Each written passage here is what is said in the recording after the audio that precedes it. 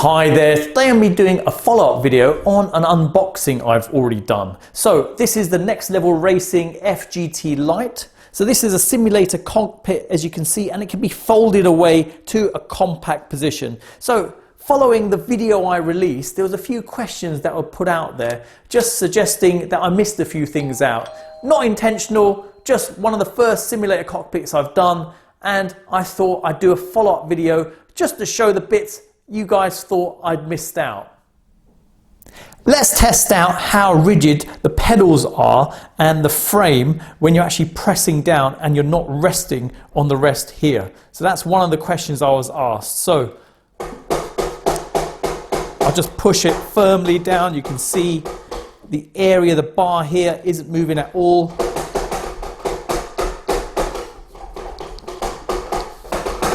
Hopefully that should give you enough reassurance that this bar is very solid. So I've made an adjustment to the pedals, and as you can see, the bar here is straight down. Now you wouldn't want to take it too inward, only because obviously that could affect things, but just to show with this positioning,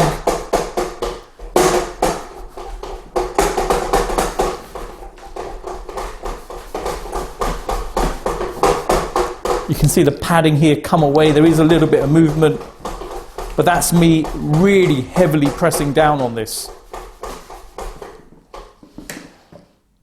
But as you can see, the frames stayed intact. Now I've positioned two cameras just to give you an idea of two perspectives here. Now in terms of the actual frame itself, if you look at the end, the way I've positioned this, I'll show with my foot, you can see that's probably the maximum point you'd bring it in. You wouldn't bring it in any more than that. If you did, it would bring instability to the frame. So it doesn't make sense to bring it in any more than that. Now in terms of positioning things and how things are in terms of height, I'm 6 foot tall. Now the frame itself on both sides, I've taken it to the maximum point. And this is the GT position we're in currently.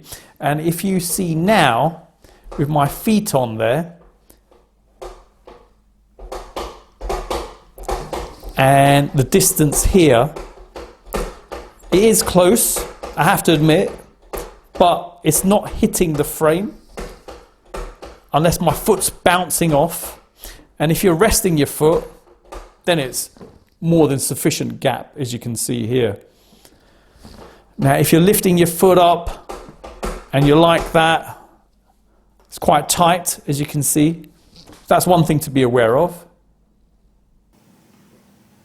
Here's another angle of the same thing again. So if I put my feet on the pedals, just to show the space you're given, obviously the height again at the bottom here and here is at the maximum. Just to show you in another position, and again the same thing again, the distance you've got from your knee to the frame itself. So I'll take my feet off the footrest at the bottom there, and just to show, comes in quite close. I've got to raise it quite high just to hit the wheel itself. So just to note, this can be adjusted further down, but at this location, this is what to expect. Let me put my hand there, gives you a clearer idea on both. And that's without my feet resting on the footrest. So next thing I'm going to show is how firm the wheel sits on the frame. So there's a strap here at the side. I've tightly pulled that and it's very firm at the moment. Now, before I show this, keep it in perspective that this is a portable frame. It's not a frame that's left out permanently. So obviously in terms of design, they have to make it as easy and portable as possible to enable you to be able to fold this up again. So with that in mind, this is what you get. So if I push it to the maximum, so obviously it's going to move, no surprise there, because there's only one bar which is holding it in position. Now sideways is quite good. Obviously you are seeing movement if you're moving it very heavily like this. So there you go. Hope it's given you a perspective of what it's like. And again, let me highlight, it's not a surprise, it is a portable frame, right? Next, let's look at the stand holding the pedals up. So as you can see, I've adjusted it so it's in this position. You can see it's not straight down. Now the next positioning of that is here. just to note. So there's no position that goes directly down. So we can test it out in this position just to see how it reacts. So let me lock that in. I'll lock the other side in a moment. Now coming below as well, just to show in the formula position, the part where you sit on, where your backside comes in, it's off the floor. So the frame at the back's just holding you up there. So that's how Next Level Racing's suggested this should be set up. Next, just to show how the frame reacts when the pedals are in this position.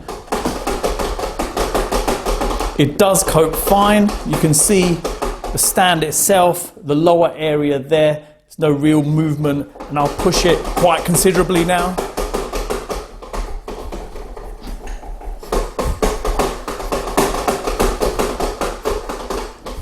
There you go.